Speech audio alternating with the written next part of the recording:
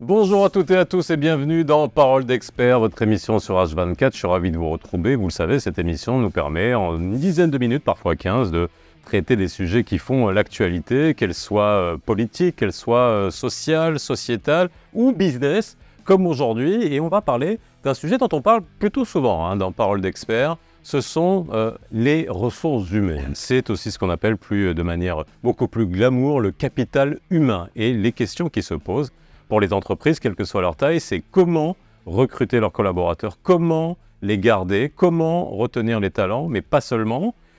C'est tout ce qu'il y a autour de la stratégie RH d'une entreprise. Et pour en parler, aujourd'hui, je reçois une entreprise qui s'occupe de ça. C'est le cabinet Y Stratégie.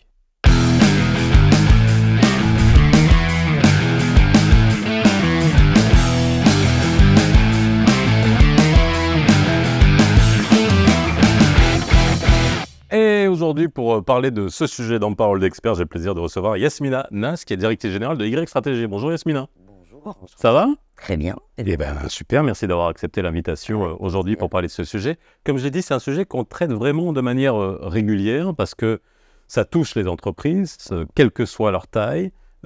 Comment gérer de manière efficace son capital humain ? Alors, on peut appeler ça des ressources humaines, son capital humain. Et je sais qu'il y a plusieurs briques pour gérer le capital humain.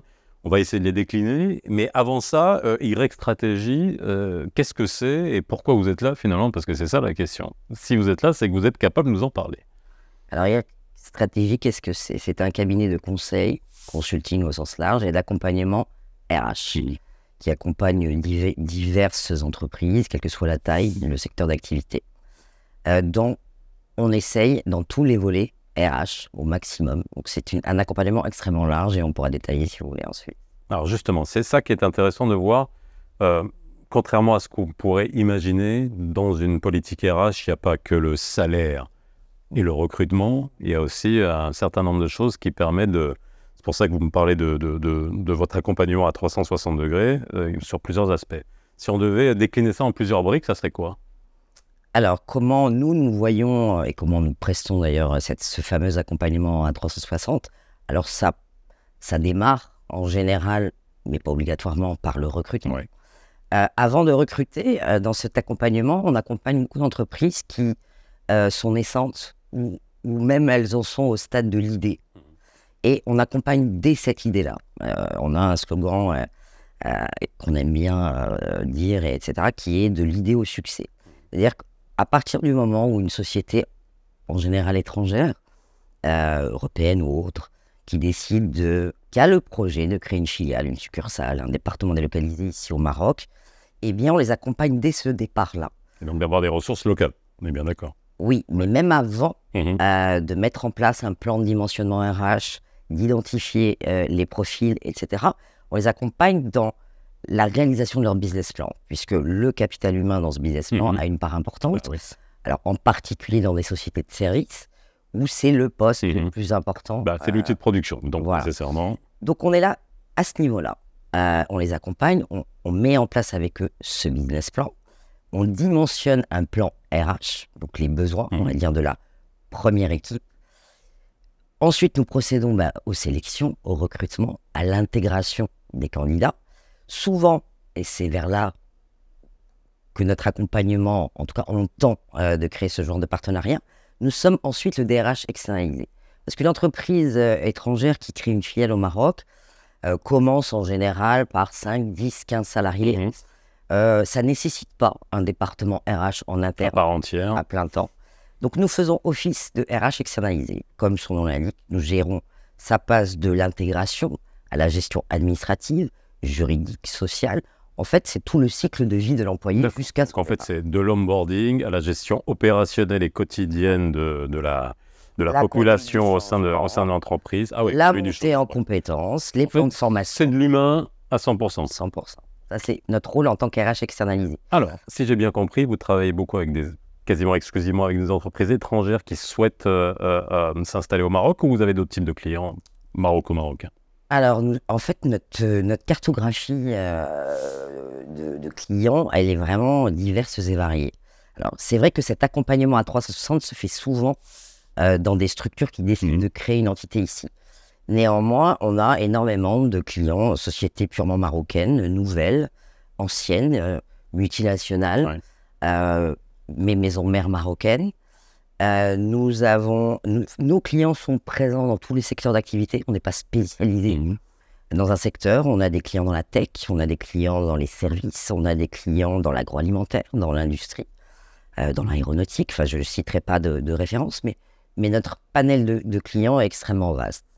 Voilà. Alors, revenons à la partie recrutement, chasseur de tête, parce que ça fait partie de votre éventail. Je vais vous poser une question que j'ai déjà posée à d'autres de vos collègues, ou en tout cas des entreprises qui évoluent dans le même univers.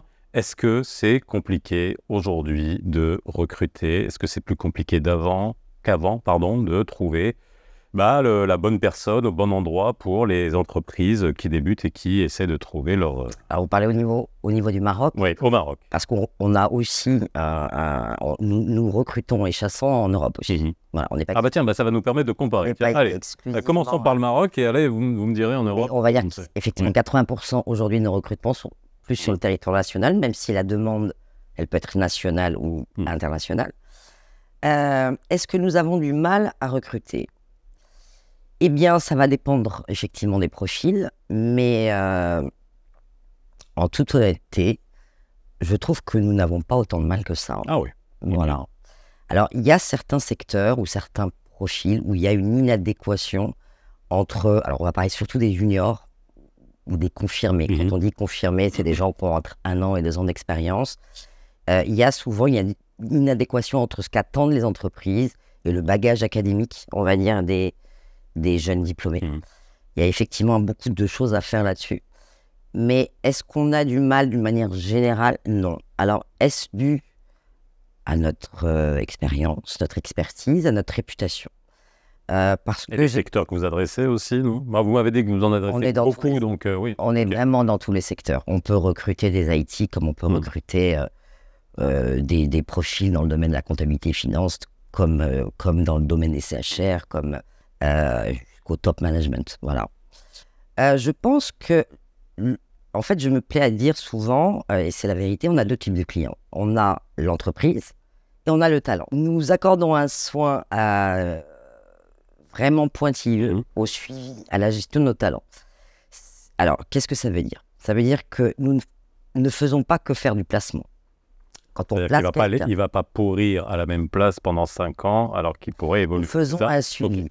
On ne s'arrête pas à l'intégration. Aujourd'hui, on a un portefeuille, entre guillemets, d'entreprise, mais de talent aussi. Quand je parle de cette réputation, mais c'est modestement, c'est en toute modestie, eh bien, il se passe le mot. Le choix de nos clients aussi corporate fait que quand on a un besoin, alors on a différents canaux pour chasser et différents outils, les job boards, etc.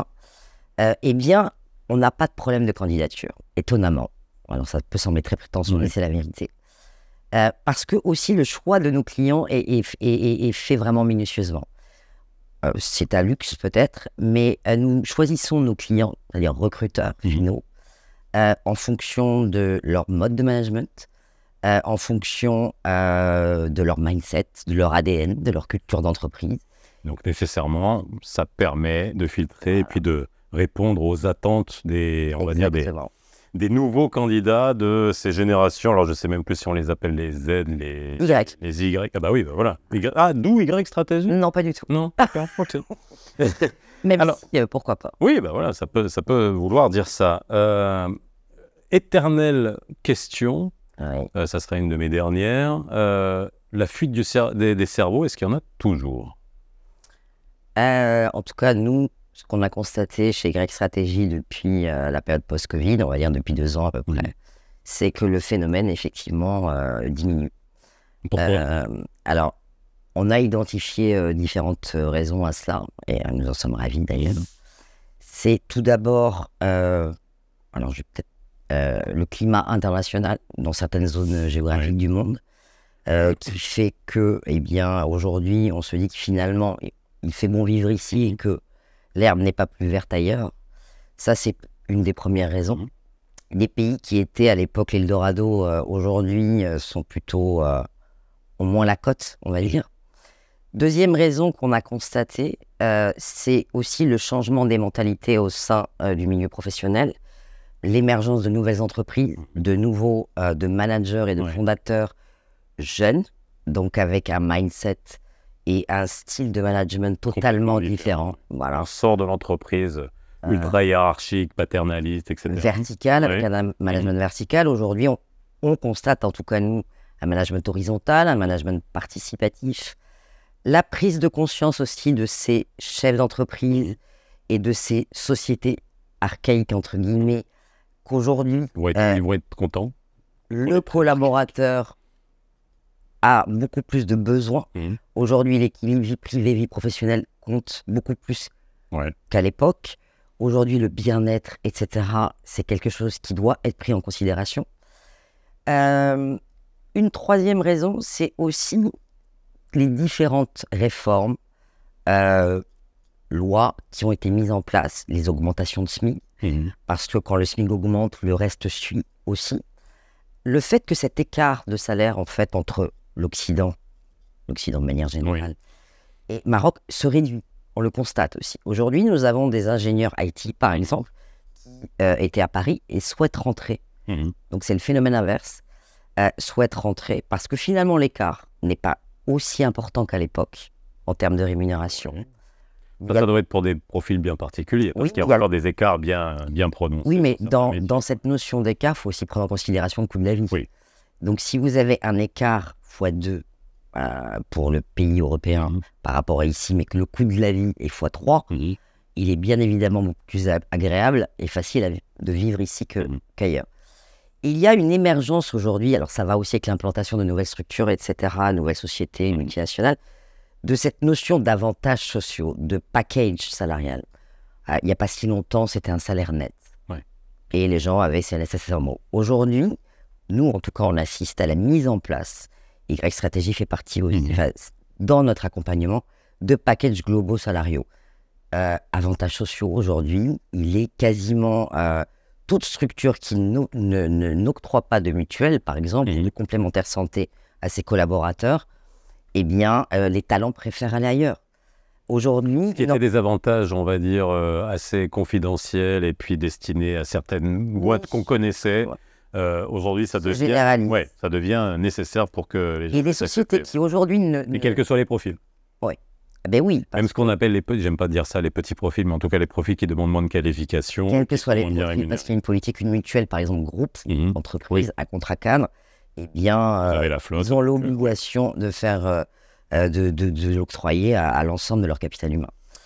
Idem, pour tout ce qui est retraite. Aujourd'hui, on assiste à l'émergence, en dehors de la CIMR, de plusieurs produits d'assurance, de contrats d'épargne retraite privés, qui sont mis de plus en plus en place dans les entreprises. Oui, mais aussi, comme, alors je sais pas, mais la CIMR, c'est extrêmement modernisé, c'est réformé, donc ça a permis aussi beaucoup plus de confiance vis-à-vis des cotisants, et donc tout ça, ça fait un effet d'entraînement et un cercle vertueux.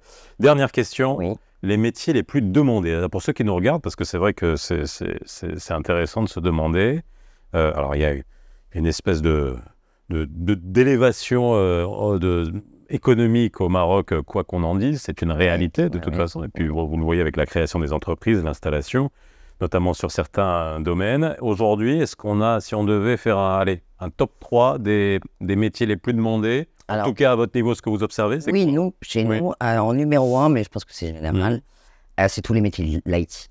Ça, c'est une évidence. Ça représente, alors j'ai pas les statistiques en tête, mais je crois qu'on est presque à 40% des demandes. C'est effectivement des profils et des métiers pénuriques aujourd'hui dans plusieurs pays occidentaux. Donc, ils viennent effectivement faire... Et ils ont des leviers de négociation qui sont assez forts, c'est normal. Voilà. Donc, là, je parle de 2023, on va mettre ce métier-là cette famille de métiers IT, pour parler de manière générale, en numéro 1, les demandes. En numéro 2, tous les métiers liés à comptabilité, finance, gestion et banque. Effectivement, il y a une énorme demande. De gros établissements financiers marocains sont de très gros consommateurs de ce genre de profil. Donc, je le mettrai. On a un secteur bancaire qui est extrêmement solide et qui s'élève et qui est extrêmement présent, notamment pour certains sur le continent africain. Donc exactement. Donc, je mettrais cette famille de métiers en numéro 2. Et en numéro 3, c'est aussi les conséquences du Covid, on va dire. C'est tous les métiers du digital. Que ce soit du marketing digital, que ce soit la transformation digitale. Voilà, c'est, on va dire, le top 3 des métiers aujourd'hui en 2023. Merci beaucoup, Yasmina, d'avoir été avec nous. Je rappelle que vous êtes directrice générale de Y Stratégie. Nous, on se retrouve très vite pour un autre numéro de Parole d'Expert. N'hésitez pas à vous abonner, à commenter et puis aussi à nous transmettre les sujets que vous avez envie que l'on traite pour vous. On se dit à très vite dans Parole d'Expert sur H24.